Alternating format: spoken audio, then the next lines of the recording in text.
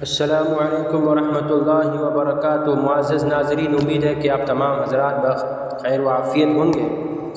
میں آج بہت ہی عظیم المرتبہ شخصیت، مفکر، مدبر، اپنے زمانے کے بااثر مایہ ناز عالم دین، ہندوستان کے سیاسی رہنما اور قائد و لیڈر حضرت مولانا ابو المحاسن سجاد صاحب رحمہ اللہ تعالیٰ کے متعلق میں کچھ باتیں لے کر کے حاضر ہوا ہوں۔ اس سے پہلے کہ ایک چھوٹی سی درخواست یہ ہے کہ جو احباب ابھی تک میرے چینل کو سبسکرائب نہیں کیے ہیں، برائے مہربانی سبسکرائب، لائک اور شیئر کر دیں۔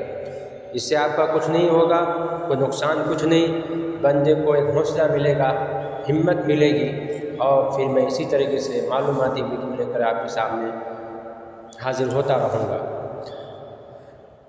حضرت مولانا ابو المحاسن سجاد صاحب رحمہ اللہ تعالی پٹنہ سے متصل ضلع نالندہ کے گاؤں پنسا میں 1881 عیسوی میں حضرت مولانا حسین بخش رحمہ اللہ تعالی کے گھر میں پیدا ہوئے۔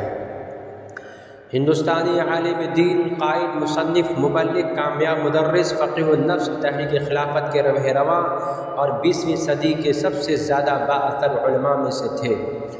حضرت مولانا ابو المحاسن محمد سجاد صاحب رحمہ اللہ تعالی بہار کے سب سے زیادہ قابل احترام اور انقلابی رہنما تھے، جنہوں نے مذہب اور سیاست کی یکساں خدمت کی۔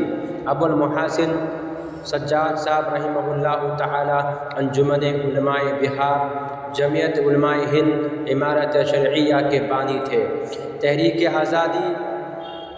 تحریک آزادی ہند کے رہنما، اور ابو المحاسن محمد سجاد صاحب رحمہ اللہ تعالی نے تحریک عدم تعاون اور سول نافرمانی کی تحریک میں شرکت کی۔